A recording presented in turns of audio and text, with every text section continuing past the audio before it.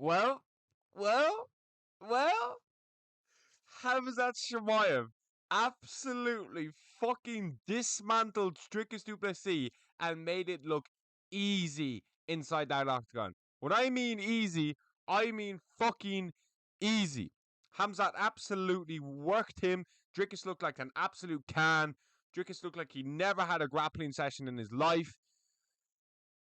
Now, before I get into my rant about this fight, yes, the elephant in the room. Yes, this was a boring fight. Okay, I rewatched it about half an hour ago. It was a boring fight. It was a boring enough fight compared to the Khamzat Chimaev fights we have seen in the past. We all have this expectation of a Gilbert Burns war. We all have this expectation of Khamzat's going to go in there and fucking smash him up and get him out there early or finish him at, whatever stage of the fight. But, like I said to a few of my friends earlier, when you fight a defending UFC champion who's never lost in the UFC, who's finished Israel Adesanya, who's finished Robert Whittaker, who's finished Darren Till, who's beaten Derek Brunson, who's beaten Bad Tavares, who's beaten Sean Strickland twice, finishing that person is extremely hard. But you know what's even harder? Taking one significant strike in 3 rounds and getting 3 10-8s. Which is harder? Which is harder? Tell me. I'll wait. Getting 3 10-8s against a current defending, not current anymore actually, an active defending UFC champion who's finishing the best UFC middleweight fighters ever, or finishing them. What Khamzat Chimaev did was nothing short of incredible. We have never seen it. We will never see it. He is the most dominant force we have ever seen inside the UFC. And middleweight is dead in a good way. Okay? In a good way. Now, I have a lot to fucking say about this, okay? Because I see a lot of hate online towards Khamzat, and I don't like it. Nor do I feel like it's justified, okay? So the big narrative. It was a boring fight. Yes, it was a boring fight. Fucking get over it. He's produced one of the greatest fights ever against Gilbert Burns. He ran through Kevin Holland. He ran through Robert Whittaker. Okay? Like, what? He's had one boring fight. We got 3 10-8s against a current UFC champion, but you're not happy? The Dricuss is one of the best middleweights ever. And he made him look like he never had a grappling session in his life. Okay? You don't get it, bro. And if you look at Khamzat as well, you look at some of the... Actually, I have a lot to say. If you look at some of the positions Khamzat was trying to get in and Khamzat found himself in, if you watch his previous fights, they're the type of positions when he gets into the back and he kind of drags them along the cage. That's when he tries to get towards their back. That's the position Khamzat uses to further. Khamzat was trying to further. He was trying to finish. He was at least getting in crucifixes. He was trying to get the back. Okay? Now, he definitely had some sticker moments where he just kind of held him. But I do feel like Khamzat, most of the time, was trying. And I want to get this out of here. Maybe, just maybe, he was conscious of gassing out. Nobody has said that. Nobody has said that. Okay? Maybe Khamzat was conscious of gassing out. That's why he didn't fucking go rocket moon. Do you ever think that? Did you ever think that? That he was trying to save a little bit of energy? He 3 fucking 10-8s, bro, and with one significant strike. Name me one fighter who's done that. And I see some people say, oh, well, you have to fight Merab entertaining. Merab never tries to finish a fight. Merab uses the clinch up against the cage and throws a knee. That's what Merab does. Merab never tries to finish a fight. Merab just spams takedowns. At least he was in crucifixes. At least he had Dricuss's back. At least he was trying to further the position. Did you see the level of speed on Khamzat's takedowns? At least when he gets people down, he's able to hold them down. Merab can't even do that. So don't fucking play this Merab card. You know what I'm talking about. You know what I'm talking about. Not to name any names. Even though I will be naming one name in this, because fuck this guy, yeah. But we all know who I'm on about, because yeah. But like, if you're mad at Khamzat, and you said, oh, well, you have to like Merab's style of wrestling, then you fucking idiot. No, you fucking don't. No, you don't. Merab has no control. Oh, cool, he submitted O'Malley. Oh wow. No, no, it's not good enough, bro. Not good enough for me. Not good enough for me. You fucking. I don't. I'm not gonna make this bet mad because I want to talk about Hamza. But the actual fight itself, okay? Hamza just was way better. Absolutely every single part. Dricuss looked like he was a fish out of water. He didn't know what to do. It just looked like Dricuss was in complete survival mode. Like as soon as the fight hit the ground, Dricuss was just like, "Oh shit, I'm in survival mode." The first round, I really felt like he took off. I really felt like he was just like, "Right, I'm surviving this." But little did he know, the garage cardio had 25 minutes of gas in it. Khamzat Chimaev's level of speed and takedown in the first was similar to the fifth. I never, ever thought I would say that in my life. But the dude just looks so good. And loads of people are just kind of hating on it. Do you know what I mean? Loads of people are just hating on it, bro. We are looking at one of the most dominant forces in UFC history here. Why don't you at least say, holy shit, that was fucking hella impressive? A little boring, but oh my god, no one's ever done that before. Okay? I just feel like, okay, like they're back to the crucifix. Okay, so we got him in like 2 or 3 crucifix altogether. Yes, he was kind of like throwing little shots, but Dricuss was tucking his head up against Hamzat's stomach. He couldn't land anything else without losing the position or nearly losing the position. Fucking boo Dricuss for having no ability to get back to his feet, having no takedown defense. Fucking boo that guy. Don't boo Hamzat. Okay? And I'm just fucking pissed off about this. Okay? Because we looked at one of the most dominant performances ever, and it's one fight. It's one fucking fight. Okay? He'd finished Brau, he's finished Imavov, he's finished fucking Reindeer. I know his name is De Ritter, but it's funny calling him Reindeer. He'd finished Reindeer. Okay? Dricuss never lost in the UFC. Never. Okay? And I mentioned a little bit there. I do think the winner of Brauho versus Imavov is going to be next for Khamzat Chimaev, which is the rifle, is the rifle fight to make. I feel like everyone agrees with me on that. That is definitely the number one contender fight. But middleweight's so dead. Middleweight's so dead because you're just gonna fuck all of them. You're just gonna fuck every single one of them, bro. He's so much better than these guys, and I'm here for it. I'm absolutely here for it because I really like Khamzat Chimaev, and I was so impressed with the level of grappling that he had last night. Now, like I said at the start, yes, it wasn't as entertaining as we've seen before, but to sit there and say that it was a cowardly performance or something like that, it's just ridiculous. It's fucking ridiculous, bro. Okay? We're so used to seeing Hamza just picking up and smashing people and finishing and all of that. I'm so sorry. I'm so sorry. A defending UFC champion is hard to finish. I'm really fucking sorry. I'm so fucking sorry. Do you know what I mean? I think people are just fucking fannies about this kind of thing. He looked fucking class, but people just hate on. Show the brother some love. Show him some love, bro.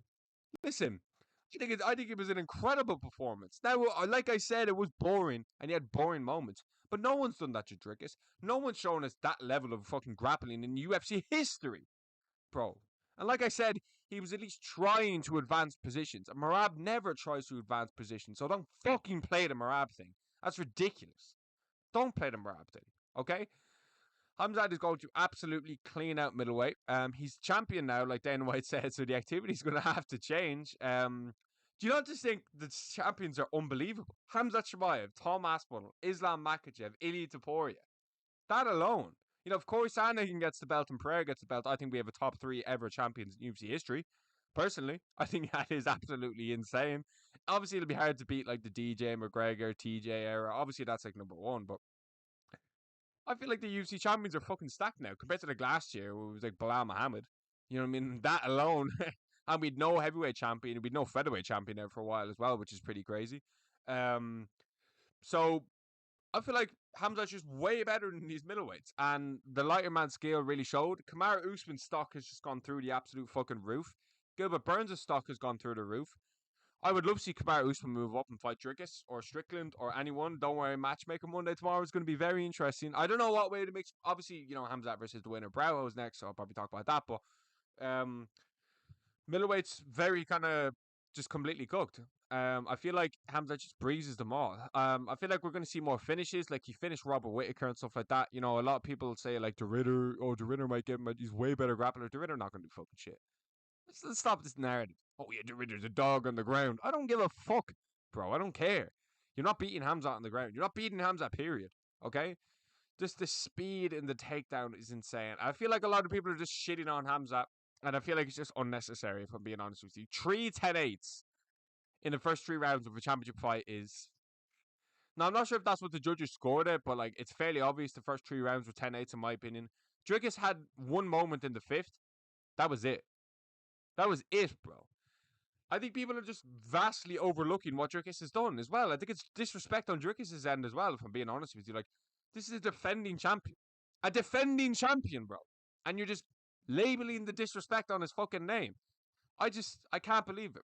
I can't believe it, but Khamzat Chimaev looked absolutely incredible. Yes, it was boring. Yes, it wasn't what we used to see with Khamzat. Yes, I think everyone has this expectation of Khamzat. Like, people saying, oh, I'm not hyped for his fights anymore. I just don't get it, bro. I really just don't get it. Like, that's so fucking stupid. That's so fucking stupid. You know who I'm talking about. Like, I'm not gonna say the name, but just to sit there and say I can't be hyped for Khamzat's fights anymore, or oh, you shouldn't be hyped for Khamzat's fights anymore. He didn't say that, but like people saying you shouldn't be hyped for Khamzat's fight anymore. One performance where he 3 10-8s against a defending champion. Okay, when he just because you're so used to him smashing people, picking people up and smashing them on the ground are absolute wars. He didn't. He made Dricuss du Plessis look like a can. He bitched him. He broke him, and he beat him down. He broke Dricuss du Plessis. Dricuss had nothing for him in there. I saw it at the end of the first round. Dricuss' face was broken. He was completely broken. I saw the look in his face. John Anik was like, "Oh, you wouldn't see him. You see him smiling. He wasn't smiling. He wasn't smiling. He knew. He knew." And Khamzat cardio looked great. Looked great. And when I was saying it's there, bedtime MMA. Bedtime MMA gets every single fucking fight right on this fucking thing. It's ridiculous. He picked Khamzat via decision.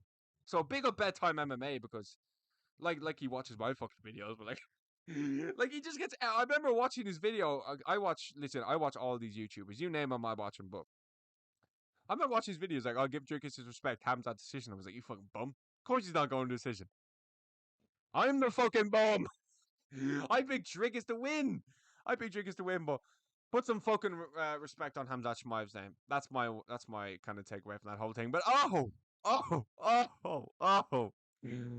Oh, baby, look at that! Isn't that just funny? Isn't that just funny? You never bet on Bellator fighters. You never bet on Bellator fighters. LeBron Murphy's a decision merchant, and he got one of the greatest KOs we've ever seen. Holy shit! LeBron Murphy's probably going to fight Volk now, and he might win. He might be Volkanovski tomorrow. I talk obviously going to talk about it now, but listen, I probably beat Volk. I pick Volk to beat him. Because listen, I understand that Aaron Pico is a Bellator fighter. Now it must be said, Aaron Pico looks fucking sharp in there. Great body hooks. He got Lerone Murphy down at one stage, even though it was like 2 seconds. But look, Pico was landing very good body shots, and he looked quick. He looked quick. Now, absolutely no world was he ever going to beat Movsar Evloev. That was a given. But Pico might do a little bit of damage down the rankings. Lerone Murphy is not going to win a belt. I think we can all agree on that. Lerone Murphy is never going to win a belt. Now, actually, I take everything I just said back there. I take that back because he might be Volk. But I feel like, I need to explain what I meant there. I don't think Lerone Murphy is ever going to win a championship. But if he's going to win one, Volkanovski is a good stage of his career to win one. And he's a decent enough style. But I think Volk would probably just, school him and take him down at stages, and then he probably just work him on the feet. I want to talk about that. I want to explain what I meant there. That's all. He probably won't beat these guys up the rankings. Do you know what I mean? But he might be Volkanovski at this stage of his career. That's all I'm trying to say. At this stage of his career. Okay? Okay. I don't think he beats Arnold Allen, but okay. The actual fight itself, my heart was beating the whole time. Murphy looked a bit like rocked towards the first, but at the kind of start of the round, but he kind of just like feel like the momentum of his punch is what kind of made him look a bit off. But Pico was landing some good shots. Murphy landed a very nice knee. When Pico came in towards the clinch, Murphy landed like a great knee, and Pico kind of got him up against the cage. I feel like that was the start of Pico being rocked, to be honest. Because Murphy, if you go back and watch it, Murphy landed a fucking vicious knee. The UFC is so bad. So back, bro. There we go. I need to relax a bit. But oh my god, it was one of the best KOs I've ever seen. That was a fucking brutal KO from Lerone Murphy, bro. Fucking brutal. But yeah, back to where I was. I feel like that was the start of Pico getting rocked. I feel like that's kind of where the whole KO came from. If I'm being honest, I feel like the KO really came from that because listen, Pico was going down no matter fucking what, no matter fucking what. But he kind of walked forward into Lerone Murphy's kind of shot a little bit, instead of kind of shooting. Now I don't know what he was trying to do in that fucking, his footwork was mad off, and he just looked a bit funky, if you know what I mean. But I feel like the knee, Lerone kind of started it, and then the elbow finished it. Now, like I said, he was going out from that elbow no matter what, but I feel like that was a great move from Lerone Murphy there, and his fight IQ was extremely fucking good in this fight. For short notice, he did his homework. And you got to give Lerone Murphy respect. Dana White said, yeah, probably going to run Volk. So thank fucking God Yair Rodriguez is in the back of the queue. Thank Lord. He's probably going to fight Arnold Allen. Lerone Murphy versus, Volkanovski. I'm not mad 1%. Not mad 1%, bro. I'm not mad 1%. It's a good, fun, new matchup that Volkanovski can win. So if Volk can win, I'm fucking here for it, to be honest with you. I love Volk. Um, so yeah, book Lerone Murphy versus Volkanovski. Book Lerone Murphy versus Volk. Okay, we have Lopez versus Silva fighting soon. Unless Gene Silva pulls off an absolute madness against Diego Lopez, I think Lerone Murphy's kind of hit the nail in the coffin there. I feel like he's earned his title shot there. Aaron Pico was fighting Movsar Evloev like 3 weeks ago. That's why his schedule was for, okay? So that's how highly UFC taunted him. And Lerone Murphy took it on short notice and fucking brutally KO'd him. But that's the thing with Aaron Pico, is that he gets fucking brutally KO'd in all of his fights. And when he fights that's fucking good, he gets fucking brutally slept. Bro, I made a video saying Lerone Murphy's going to show levels. I made a TikTok saying if you're betting on Aaron Pico, like, I'd love to know why. Like, how are you betting on Aaron Pico? Why you ever bet on... I made that mistake, okay? So if this is your first time doing it, that's fair. You get a one-off. You learn. You learn you never bet on these guys. Ever. Ever. Okay, I bet on Patchy Mix. Terrible decision. Against Batista, he wasn't even ranked. Okay, never mind number 6, who's undefeated. Okay, this was a fucking stupid pick for Aaron Pico, whoever picked him. In my opinion. Yes, he looked good, and there were the moments I thought he could have, and yes, he could have won, and a part of me was like, oh, Pico, he's obviously got a chance in this fight. Like, I'm not saying it was one-sided, but you never bet on Bellator fighters. You never. It's rule number 1, man. It's rule number fucking 1, but Lerone looks very good. I always kind of said I never really rated Lerone Murphy. I can't give him the big one now and not say this. I always thought he was very basic. I just thought he did the basics very well. And that's why he's going to fall short against Falk. He doesn't have that one thing like power or anything. Like, I know he landed a vicious elbow, but if you go back and look at Murphy's fights, he never finishes fights. Ever, bro. He just doesn't, okay? Now, this was an incredible KO, and my God, the absolute scream I let out when he landed it was fucking insane, bro. It was absolutely insane. So Murphy just looks good, man. Murphy looks like he belongs at the top of the division. We don't really know if Aaron Pico is at the top, but Aaron Pico looked good in moments, so you have to give him credit there. But I want to see more of Murphy. I want to see more, and I can't wait to see Murphy fight Volk. That's going to be. It's just such a fresh matchup, bro, and I'm happy that's going to be next. I'll talk about that tomorrow, Matchmaker Monday. But yeah, Jeff Neal versus Carlos Prates. Um, Carlos Prates is back. Carlos Prates is back. Do I need to say any more? Do I need to say any more? Spinning shit again? What more needs to be said? Jeff Neal, you had a good war against Shavkat a few years ago, but apart from that, you never really kicked on. Carlos Prates is slowly coming up, and I feel like he could beat Ian Gary if he just put the pedal to the metal a little bit more and actually threw in the first few rounds. But yeah, I'm happy to see Carlos Prates. He called out Leon Edwards. The guy I'm about to talk about next could be his next opponent. MVP. I'll talk about MVP now in a minute, but Prates could even fight anyone really. Like, Leon Edwards is a good fight. I don't know. Maybe Ian Gary kind of deserves to fight Leon Edwards a bit more than you, because Leon was a number one contender like 6 months ago. So I don't know. I don't know. Jeff Neal was good step up. Jeff Neal was good matchup. You have like Sean Brady, who's kind of in the mix. No one really knows what's going to be happening with him.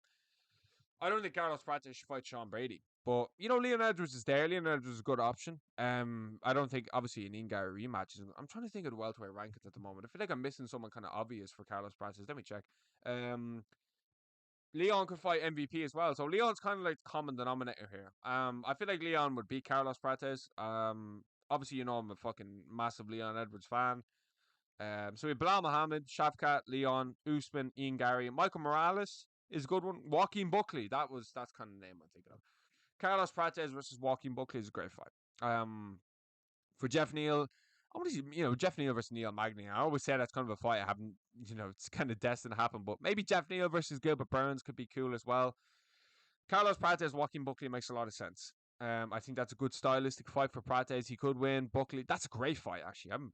That'd be class. I'm surprised no one's talking about that from being real. So, Jeff Neal, tough night at the office. He got fucking slept. Sorry, bro, but Michael Venom Page. Oh, Kai Secure as well, man. Michael Venom Page proved me wrong against Jared Cannonier last night. What he proved me wrong was Cannonier had him up against the cage, but MVP just was way bigger, way stronger. MVP's a fucking massive middleweight, bro. He's got the long limbs. He knocked Jared Cannonier down the first and the second. Cannonier probably took the third, so it was good MVP got the first 2 rounds. You could probably, I felt like it was just MVP's fight. I feel like MVP was way more dominant, way slicker on the feet. Jared Cannonier just had absolutely nothing in the striking from Michael Venom Page. Like, it was bad. It was bad. Like, he had nothing for him, bro. He had absolutely nothing for him. And yeah, it's kind of sad to see MVP kind of, be a bit of a Kevin Holland where he's jumping up to middleweight and then he's coming back down to welterweight. I kind of rather see you stay. See, the thing is, yeah, like, could you imagine MVP versus Khamzat? Is that what you want? Because I don't want that. That's as one-sided as it gets. Do you know what I mean? Unless he lands with like a flying knee or something. But yeah, MVP just looked unreal. But Cannonier, man, he really had nothing for him. Like, it reminded me of the Kevin Holland fight.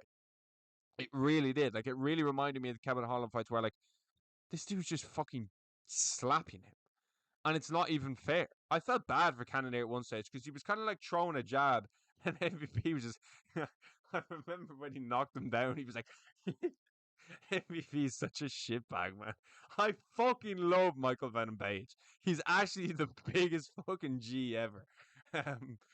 But yeah, I'm happy for MVP getting a win. Jared Cannonier I don't really care about, so yeah. Just way too good. Way too slick on the feet. Third round, probably I give to Cannonier a pity. But MVP was absolutely on smoke. Absolutely looked great. I'd love to see him versus, Carlos Prates. Like I said, that'd be a good fight. But Buckley, the one, just after thinking about the Buckley's next. At middleweight, him versus Robert Whittaker is interesting. I wouldn't even be mad at like a DeRitter for the meantime. Do you know what I mean? I would not be mad at like a DeRitter for the meantime.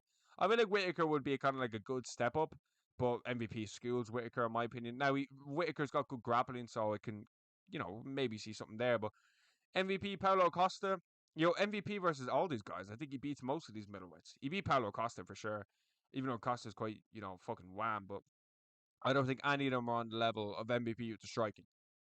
Don't think so at all. I think I can honestly argue the gap between MVP and the middleweights and the striking is the same as MVP or Khamzat in the wrestling with these middleweights. You can make that argument. Adesanya ain't going to do shit to this guy. He's just not.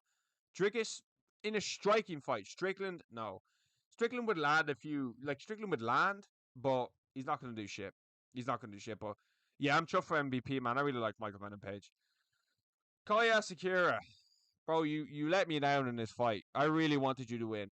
I wanted you to beat Tim Elliott's ass because Tim Elliott was doing some crazy shit in the first round.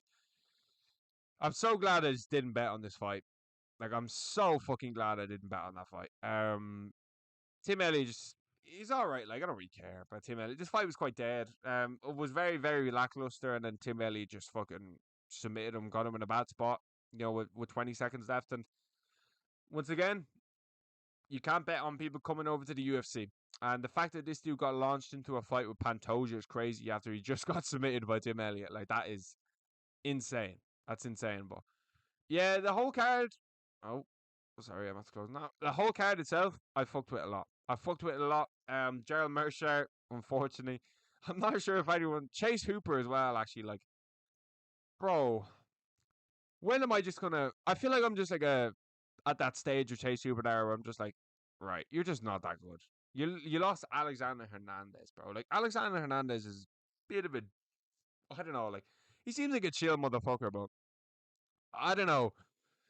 Edson Barbosa as well. Kind of sad to see him lose. I won't lie. Sad to see Barbosa lose. But the whole card itself was actually a fucking great card. Really, really enjoyed this card. Fucking loved it, to be honest with you. It's one of my favorite cards of the year, if not my favorite card of the year. Um, Khamzat Chimaev just deserves more respect. Khamzat deserves more respect. Lerone Murphy did what I thought he would never do and finish an opponent. Carlos Prates really got the momentum back, knocking out Jeff Neal. Michael Page just fucking absolutely loved watching that fight. Kai Sakura, the whole card itself was just great. Really fucking enjoyed this card. I'm buzzing, man. I'm buzzing. I love the UFC. I fucking love this shit. Like, subscribe, comment, whatever you think. Thanks for watching.